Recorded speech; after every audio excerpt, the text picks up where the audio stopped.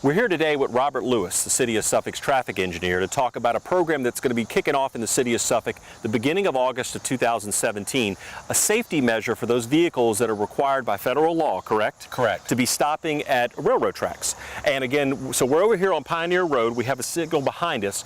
But Robert, let's talk about the why. How did this all come about? Because what we're talking about is a railway line that's not being utilized anymore, which presents this opportunity. Correct. We found out recently, back in 2014, that the Norfolk Southern Corporation, who is the owner of this Norfolk, Franklin, and Danville railway line, went to the federal government and asked for permission to discontinue rail traffic. There's a number of processes in that, one of which is they literally move the trains off.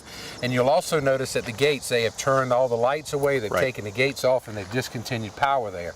And again, the idea is there will be no more train traffic coming around this. I observed this and started doing some investigation, found out that was done. We had not been given notification prior, but that was done. And during that process, we determined that, okay, this is a safety issue.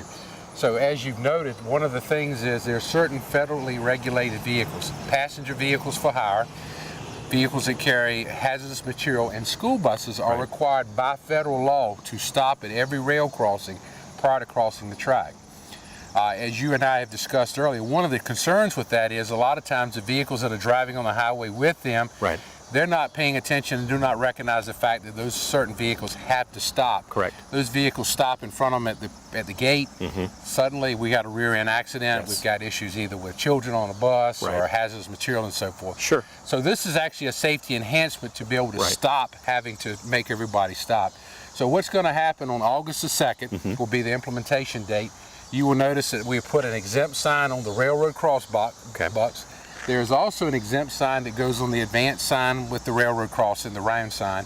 And when those signs are in place, that then tells the driver of those vehicles they are no longer required by federal law to stop. This change does not come into play until such time as those signs are in place. And again, we will be distributing information trying to make everybody aware of that in the very near future. And we're only talking about a certain section of the railway lines that run throughout the City of Suffolk. We're not talking about citywide here. That's correct. So it's what, about 12 railroad crossings that are actually impacted, is that correct? It is. It's only rail crossings on this one NF&D rail line. It is from the Carolina Road crossing coming out of downtown is still under active rail control. So from Turlington Road headed west, and there's actually 12 crossings from Turlington Road all the way to this line, goes into Isle of Wight County, which also has already been discontinued. That is being affected. Each of these crossings will have the appropriate signage in place and will be covered by this. But there are no other, and I want to emphasize that, there are no other rail lines anywhere in the City of Suffolk that fall under this program and will have exempt status and will not be required to stop. So again, those who are affected by having to stop at railway crossings, such as this one when it was operational, mind you, is to look for those exempt signage.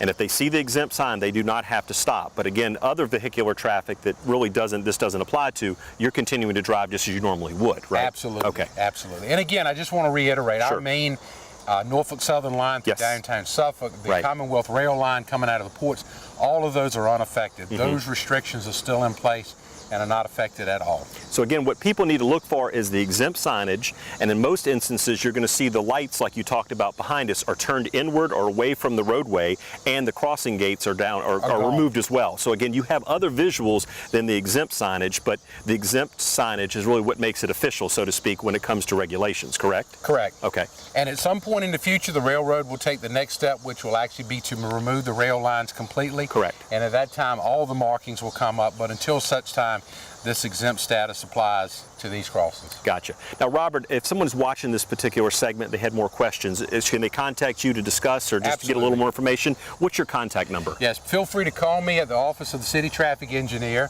I'm at 757-514-7603, or I can be contacted by email at relewis@suffolkva.us, and certainly on our website under traffic engineering, there's also a traffic engineering email link that it can be utilized. Any one of those will be fine, and I'll be happy to discuss this with anybody. And you mentioned the website. Also, people can find on the city's website, on the homepage, a copy of the study that ties into some of the actions that we're taking and discussing here today, that kind of lays it out a little more from a broad overview perspective, and also has some mapping that's going to show you again where those crossings are. And we'll put some of those graphics up while we're talking here that people can see that as well.